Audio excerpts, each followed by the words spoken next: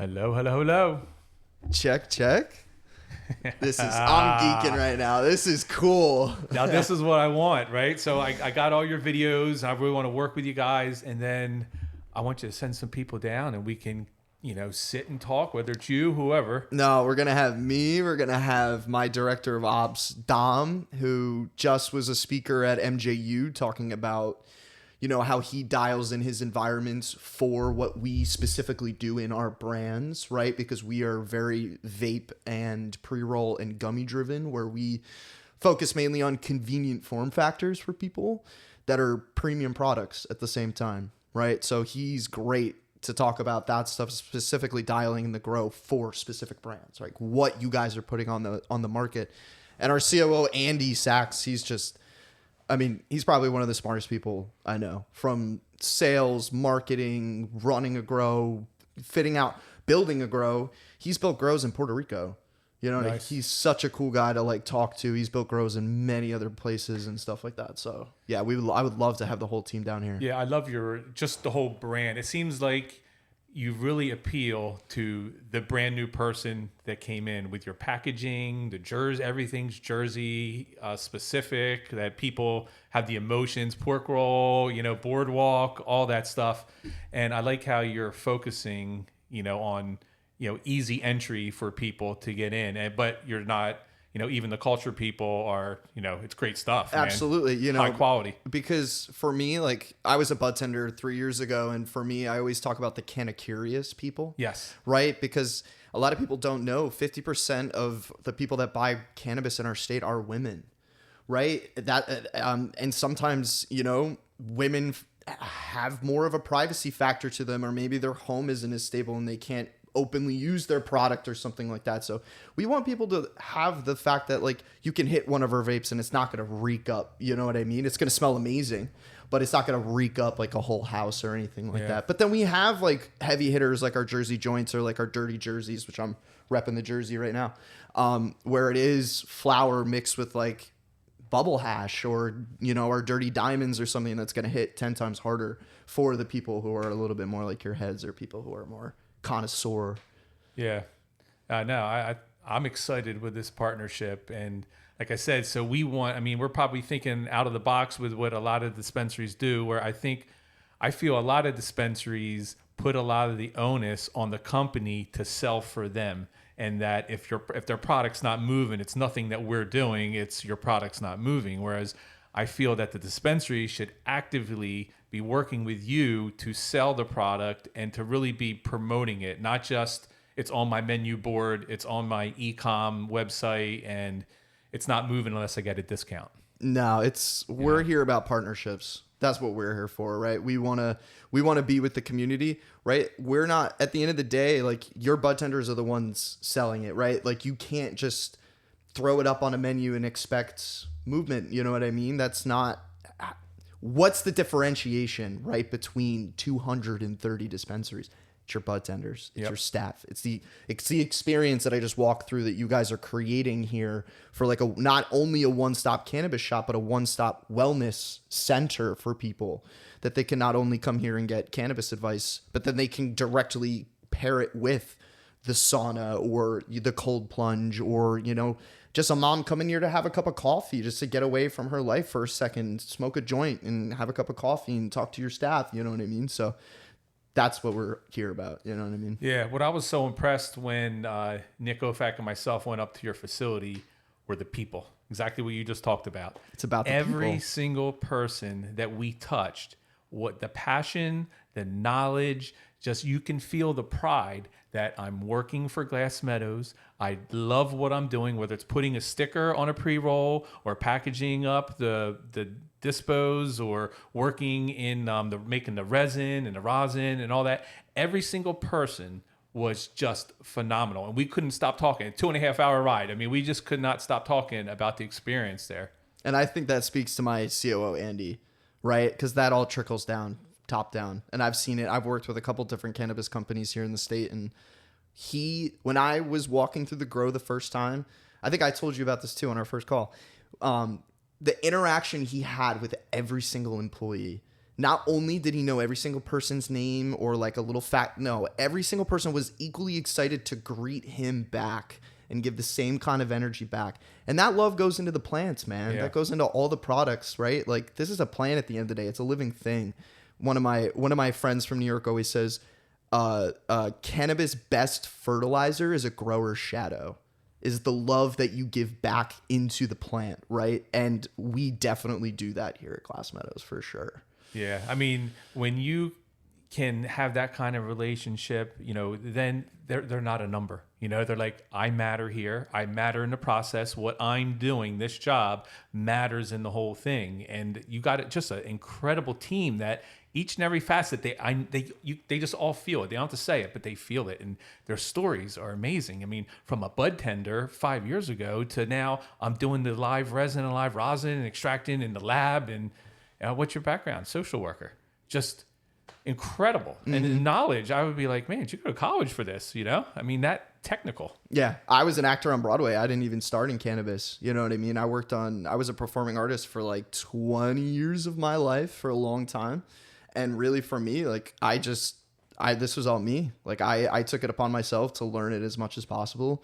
You know what I mean? Being the sales rep for Glass Meadows, I never wanted the authenticity behind products and what we actually are doing and what we're talking about right now. That matters. All of it matters. Like you're saying, it's not just about the product. It's the story behind it. It's what we're doing. It's the fact that we're not adding botanical terps to our vapes. It's real live resin and real live rosin. Yeah, I like what we really kind of dig down layers and layers.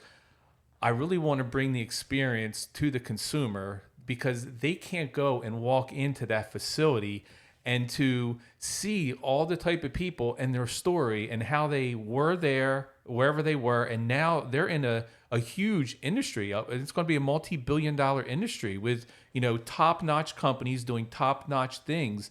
And it's like no one would ever know the people there unless we go in or we get them here and we get them on this microphone and get it out there. And I just think, if you don't do that, it's a disservice for the customer to say, man, this is incredible. I'm glad I'm buying it from this company. Just that extra level of attachment. Absolutely. Absolutely. That's what we want people to know who we are. My North rep just did, at Dank Poet, just did this exactly with the dispensary guy. You know what I mean? Yeah. We're trying to get our COO on more podcasts and things like that. We could even throw a Meet the Growers event. You know what I mean? That'd be great. Meet the washers, the people who are actually washing the resin and the rosin. We can have them come down here. You know what I mean? We can really get them into the community too, not just me. Yeah, that'd be awesome. I could see having a class over there. We have 30 people over there come in, and then we can also have a couple people over here, so we can do two things at once, create some content. And even after you do your spiel over there and training, take some of those people that are buying. Like, I would love to get this going, and then we identify the top purchasers of Glass Meadows products, and then we invite them in for a special one, and then bring them over here after and say, how does it feel to have an event like that, and then to be able to talk about it and and get that out there and get all the reels and everything that we could put on social media and just start hammering it. Absolutely. We're here about education. We wouldn't be making real live resin, live rosin if we weren't here for the long game and being here for when the market matures and people start really getting educated and the consumers start understanding what they're really putting in their bodies. Like you're building a wellness center here. That stuff, it matters, Yeah, definitely. And everybody I think that's like the missing part of a dispensary. It's such a transactional thing, but in that transaction, how do you train the person? Obviously, your regular user, they know what they want. They come in, they're looking for new stuff, and it's pretty seamless. If they want to stay and talk, that's great. But the largest part of the population is the education. So how are you doing that effectively? And from a dispensary standpoint, I want a long-term customer. So when we saw this building, we're investing a fair amount of money on all those other things over there for the long-term game. 100%. Right. Absolutely. And that's how you differentiate yourself. That's how you stand out. There's not another dispensary in the state that's like this. You know what I mean? So you can really impact the community, not only here, but elsewhere. You know what I mean? I know people who've driven 2.5 hours for test kitchen drops for garden greens. You know what I mean? Yeah. And they had to drive 2.5 hours back the other way, right? So that's a 5-hour trip just to get a queue of flower. You know what I mean? People will come here not only for the products, but the experience that you're giving them and you know what I mean? The opportunity that they have to reconnect with their wellness. Because I think that's something that is missing. As the market starts to mature with secondary growers and everything, what do you see like one of your biggest challenges or challenges you're facing right now in the market?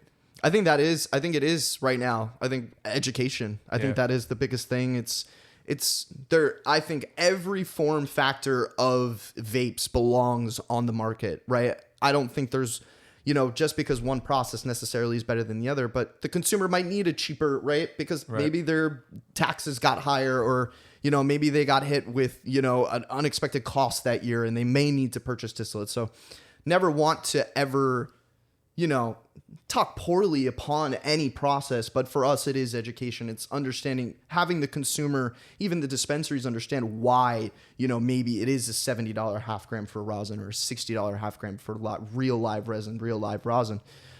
Because it's the process and the time that we really put into making that product and not cutting any corners, right? We don't cut corners even at the lab, right? It tests what it is and that's what it is, right? I've heard my COO say that 10 times, you know what I mean? We are as transparent and we're trying to lead with integrity, right? And I always tell people, I really want, when they buy a Glass Meadows product, whether it's the Pre-Roll King, Sauce Boss, Rosin King, Jersey Jellies, to have almost like a local farmer's market purchase every single time, because it's the pride of Jersey, right? As we are very Jersey branded and we make all of our products here in New Jersey, but also the fact that it is a premium product, and that I like to say there's no buyer's remorse when you buy a Glass Meadows product. Yeah, definitely. So, I love the greenhouse is phenomenal too. I mean, it's beautiful. Big, laid out very well, super clean. It was a lettuce and spinach farm in the 80s and 90s.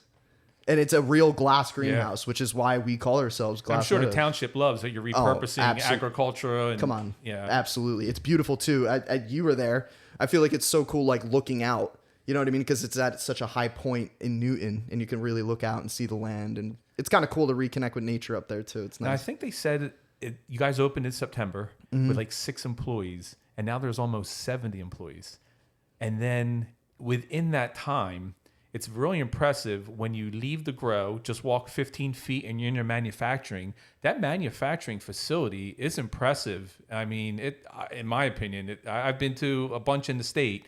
And in that short period of time, to do everything that you're doing at the level you're doing, I mean, you definitely have good leadership in there to be able to do that. That's all Andy and Dom. Experience. That's all Andy and Dom, man. They run that team to perfection. It's so dialed in. You know what I mean? We literally, like you were saying, we harvest and walk it right down the hall. And that's kind of one of the things that makes me proud being the sales rep, is I know the processes they're doing back there in the greenhouse and crushing every single day. And I then can lead in every single conversation that I have and the relationships that I'm building, and know like every single time it's going to be quality, right? Because they're walking it right down the hall. They're fresh freezing it. It's subliminal temperatures right away. You know what I mean? So yeah. On the vegetable end, we deal with Chipotle, Taco Bell, Walmart, and all them.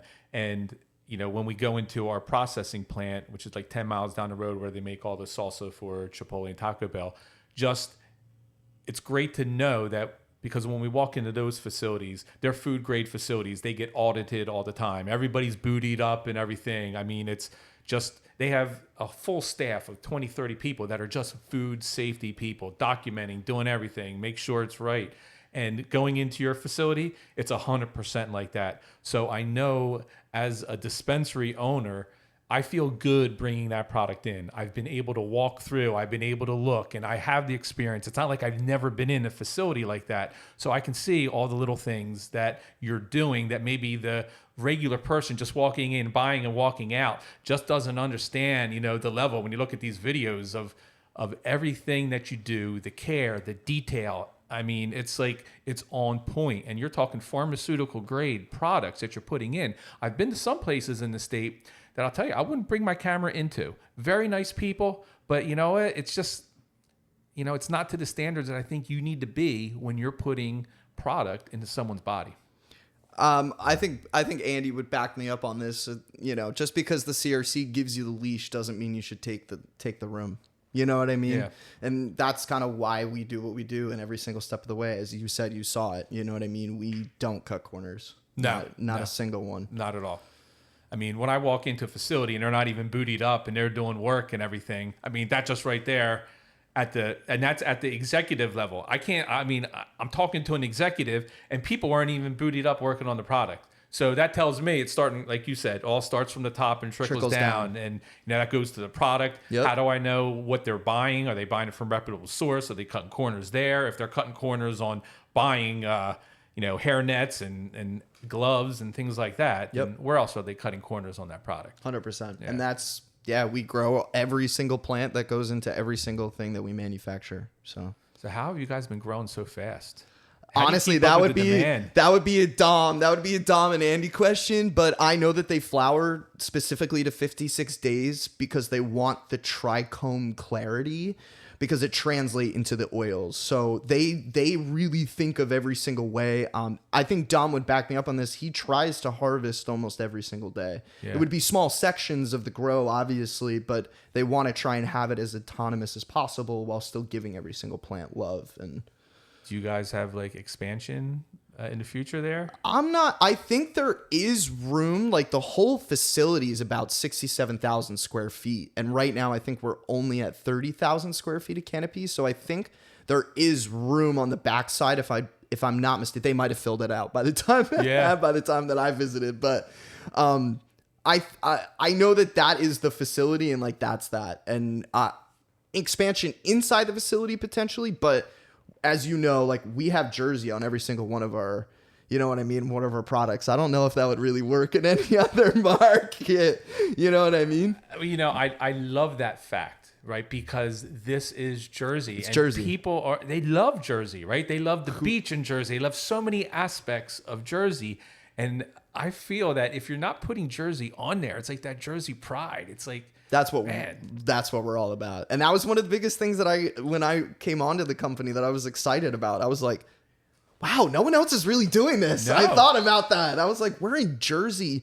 And like you said, Jersey people are so proud to be from Jersey. Yeah, that was the first thing was I'm at MJ Unpacked. I'm sitting at the bar and, going through, I'm like, I love all these names. I mean, Boardwalk, I'm in Atlantic City. So even if I'm buying a pre-roll, it's like now when I say Boardwalk, I'm thinking pizza. I'm thinking, fun. I'm thinking the beach right there. There's the seagulls, the sound, and pork rolls. Pork rolls. How can you definitely not? My mouth waters every time. Now I want a pork roll, egg, and cheese. Yeah. Definitely. That's great. So 67,000 square foot. That's almost 2 acres, acre and a half at least. Yeah, that's a lot of canopy. Yeah. And I like how it's single tier. You could if you wanted to, 56 days, they're not growing massive, but you have that ability. You have the natural light coming in. You have supplemental light in the wintertime and everything. So it's a really slick system in there. Blackout shades. Yep. They're so smart at what they do. Yeah. Speaking with Andy and Dom and spending strict time with them, like when I was with MJU, I really wanted to pick their brains and understand the processes and things like that because they're, in my opinion, some of the best doing it right now. You know what I mean? They care. You can tell by the processes that they give to their teams, that they dial in, that they want to spend time on. They care. Yeah. You know what I mean? I know for the kind of curious people, as you call it, in the regular farming world. So my second wife, I'm remarried. She was from Philly. And when we went on the first date, we met on Match and everything. And she's like, oh my God, I'm going out with a farmer, right? So she's expecting overall stuff like that. But as I met all our friends, and even just so many people are enamored with farming and how you're going to plant, the technology you're using, everything like that. And then I think there's a big disconnect in the cannabis world of how technical it is, because it is extremely technical to know the ins and outs for each strain, each plant, how they react. It's so dialed in. It's not just putting a plant out there, letting it grow, I'm cutting it. It's like every day you're looking at data after data after data. There are some of my New York homies that I know, when they grow haze, it likes dark. It likes the dark. Like, it's crazy. It only likes a certain amount of hours of sunlight, and then it's like, meep, I'm done. You know what I mean? And then the next haze is going to do something completely different, right? And then the next haze is going to do something completely different, right? Like, I've heard so many different things from so many different growers where each genetic, right, and profile, right? Like, ooh, this nutrient, I use this line, and it may start peaking these terpenes and things like that, right? Or, you know what I mean? I adjusted, you know, for VPD at this point in vegetation, and it really started, you know, giving that with like some low stress training and some good topping, and it really gave more girth to this strain. Oh, but then this strain did not like it. It stressed it out too much, right? And we can't use that specific tech. Like you're saying, cannabis is so unique, genetic to genetic. And that's why, you know, I believe during MJU, my COO, Andy, he was talking about, we popped like 12,000 seeds, right? So we're like pheno hunting really heavily so that we can know like what plants really work in our systems. And not only that, but keep fresh stuff on the market, right? Keep giving New Jersey new things to try, great products. And yeah, we source from great genetic companies and stuff like that. So yeah, we're stoked. Yeah, that's good stuff. Let me check something here. Yeah. Because it's still going. Okay. It didn't pop up. Usually it stays up and I can see it. No, you're good. You're good. I just want to make sure. Yeah.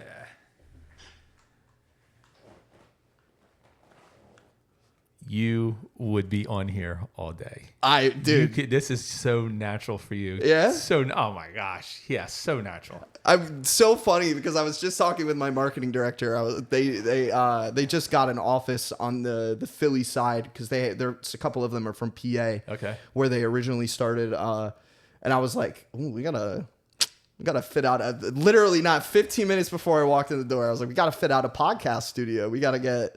Definitely, you should. We got to start getting, you know, talking to industry people and, you know, just get as many people as we can and kind of put our money where our mouth is. You know what I mean? If we are about community and we are about growth and like being a part of it, let's talk to everybody. You know, let's be everybody's friend. Let's get conversations going about, you know, because the more and more that we do that, the more and more, right, we can keep fighting stigma and we can keep pushing for federal legalization and things like that. And we can really start. Because one of the reasons why I'm in the industry is international e-commerce. There are countries that would 100% benefit from cannabis programs and things like that and really give back to, you know, countries that really need help that, you know, governments are really looking aside and not helping, you know. This plant's about love, man. You know what I mean? What does Bob Marley say? This plant will show you your true self or something like that. And everybody surrounding this plant is so happy.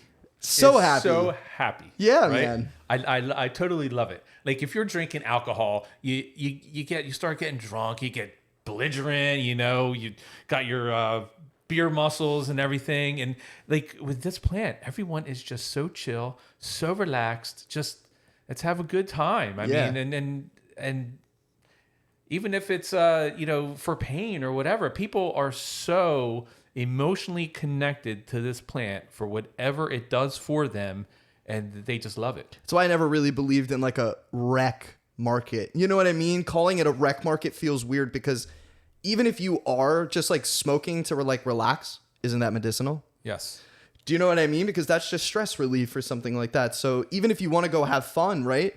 That's another form of stress relief, right? So I truly believe that even recreational, it all roots back to medicinal things, whether people are open to that idea or not. You know what I mean? So yeah, yesterday we were talking and I walked out and ironically a gentleman popped his head in, African American gentleman, and he lives down the road, built talks very, very well, super educated, and he's a principal at a school, head football coach and stuff like that. And the first time I met him, and he just came in and said, you know, I've been watching what's going on. The building's been sitting here. It really looks great. And I've been following you on social media and everything. And I just want to thank you because I love how the message is all education and bringing the community in.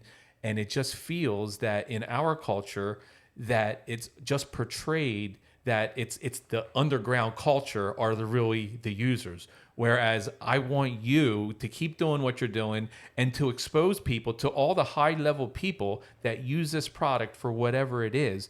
And you wouldn't even know. I mean, I talk to people that do, I didn't even know they did cannabis before they woke up, or they do it during the day, or what. You would be surprised. And I started realizing that in college, right? Like I said, I went to theater school at Penn State, and seeing so many different people, walks of life, from when I first started smoking it to now working in the industry. It's like you're saying, social worker. My girlfriend was, she's working in the industry now, and she was going to be the head of a burn unit at one point, and then she transferred to cannabis because she saw the real work that cannabis is doing in wellness and helping people. I'm here because also, my grandfather's a diabetic. He was a veteran. You know what I mean? I believe this plant absolutely can help the veteran community and things like that, and give them a low cost, effective way of treating PTSD and trauma and things like that. And, like you said, like, who doesn't smoke this plant and isn't happy? Exactly. Right? You know what I mean? And I always say, if the world all collectively took a bong rip together, that would be the most effective 2 hours the whole world would ever. Everyone would. We get so much shit done. Oh my gosh, yeah. Oh my God. Everybody would get along. Yeah. So much shit we get done. That's 2 right. hours. That's all I ask. One bong rip. That's it. One. That's all I ask. One. We get so much. It would be awesome. It would be amazing. I want to backtrack with something that you said a couple minutes ago about, putting in a podcast studio and things like that. And it seems like our philosophy was just, if everything's social media driven, you have the younger generation. I mean, they DoorDash everything. They would rather do everything on the phone than actually talk to someone. Yep. Which I don't understand, but that's my generation. But then even the other day, I was driving my mom to the doctor's, and that's really the first time I really noticed that she was on her phone nonstop, looking at Facebook, looking at this, talking to her friends. She's 78 years old, right? So it's like, if we were going to put this place together and not have something like this, the amount of money we would spend to try to create content would be astronomical. So we're like, why don't we invest a good portion of money and put it in here and be able to do this whenever we want, however we want, and have that ability. And I don't know. I think everybody should have a room like this 100%. in any business. Your staff is the content creators. Yes. Like anyone, your customer, right? Like you're saying, like, you can create content at any single moment.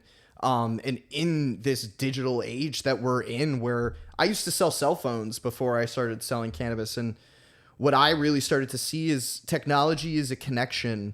Yes, it is, right? We need balance in life, and right, screen time is a huge thing. But even for the older demographic of people, it really is the fact that this one piece of technology connects you to every single person in your life. And if they didn't have it, how would, how much would they be stimulated and connecting with people and talking and groups and knowing what's going on and things like that. It keeps people, it keeps people on it, you know what I mean? In a way, you know what I mean? And we realize that too. Like, how many people are we going to hire to be doing content for us when rather we can just be producing the content? While, a lot of shops and a lot of the cannabis space is kind of taking like a Starbucks-ish kind of like what we were talking about model, where a lot of online sales and things, and you may not have the opportunity to really capture the customer in the moment. This is how you capture the customer. Yes. This is how you bring education. This is how you build relationships with people, right? This is what it is. This is the content age. And I feel like I see so many memes where it's like, if you own a small business, you're also a content creator. Oh yeah, that's right. That's right. And even my one grower had just a great idea. Like, he wants to connect with the people that love the plant. Have his own podcast, have his own trainings in there. Let them have like research and development where they can pick the strains, they can watch it, they get the drops, so they feel like they're involved in that process. Whereas, prior to all this, how would you even do that? Yep. Right? How could you connect with those people and get that information out? Yeah. And I think social media is so useful to cannabis companies, and then that gets into an even bigger conversation where Instagram shadow bans people. Yeah. Yeah. So where do you want to go? Where's your car going here? Where are you driving to in this industry? I don't know. I'm really happy with where I'm at Glass Meadows, and I think that's a cool thing to say for the first time because I felt like my car was going, and I was like, where am I going? You know, Got a home now. I feel like got a home. One of the biggest things for me is I want to start looking into the Ganjier program where I can just continue to educate myself because even though I do feel like I know quite a bit about this plant, anyone that calls himself an expert never really is. No. And you can, like we were just saying, every strain is different, every genetic. You can dial in a new nutrient. You can dial in a different light, right? There's 10 greenhouse, sunlight, LED, HPS, right? There's so many different things that you can dial in. And one of the biggest things for me that's been ringing out is continuing my education. Even though I do feel like I have a good standing, I want to continue, right? There's never that you can never know too much, especially when it comes to cannabis and things like that. So that's where I'm headed. Well, and it's Schedule 1. So for all these years, decades, you've had no research money, outside research money coming in because it's federally illegal. Yep. Once that gets to Schedule 3, you'll see all this money start to come in and do like real nuts and bolts research. Now, there are obviously, Tel Aviv, there's research everywhere. Mm-hmm. But when you get like official, like all this money coming in, it's going to be like a game changer. And like even on the farming end, like every year there's new disease profiles popping up at different parts of the country and even in your area that you have to be on the latest and greatest strains and be ahead of the game and use the technology. I mean, we spray when we got out a couple years ago when cannabis came in, but we have a $40,000 drone that goes out there and scouts the field with infrared. So we know what's going on before we can see it. That's cool. Right? And I can see that technology coming in where you have, say, 67,000 square foot of canopy. You've got an infrared system in there that you can visually see what plants are struggling before you can detect it with your eyes. Yeah, 100%. You can go right there and it would go do spot spraying instead of the old way is, if you see something there, the chemical salesman's like, well, you got to spray the whole thing because you don't want to take a chance. Absolutely. So I'm spraying plants that don't even need to be sprayed. Nope.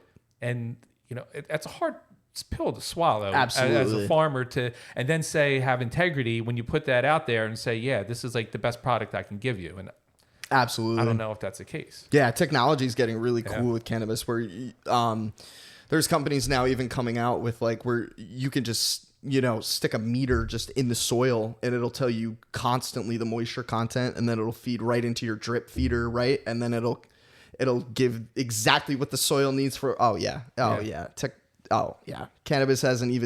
we haven't even, like you're saying, it's federally illegal. Yeah. There's no right? There's like, there are some collegiate programs and things like that, but that's where a lot of like the pharma gets pushed is in collegiate programs. Yes. and research, you know what I mean? Grants and things like that. My dad came from pharma, you know what I mean? He tells me all the time, you don't even know what's coming. The FDA and you know what I mean? And what standard deviations and all of that stuff. And yeah. Yeah, this is definitely like the wild, wild west right now in this industry. We're building the plane in the air. Yes. You know what I mean? Yes. Yeah. Just so excited to be a part of this. And I never thought in my life I would be doing anything in cannabis. I mean, I was an actor on Broadway, jazz hands, Book of Mormon for 3 years, and had a career-ending injury. And it was like me and my best friends always talked about in our college dorms smoking out. Sorry, Penn State, love you. Smoking out the dorms like crazy. I'm just saying if we never were like acting, it would be cannabis. And it's cool because I would always say that constantly. And then life kind of was like, all right, put your money where your mouth is. I had my career-ending injury and it was like, fuck, yeah, I guess I'm diving head first and never looked back. And yeah, it's exciting to be here. It's so cool.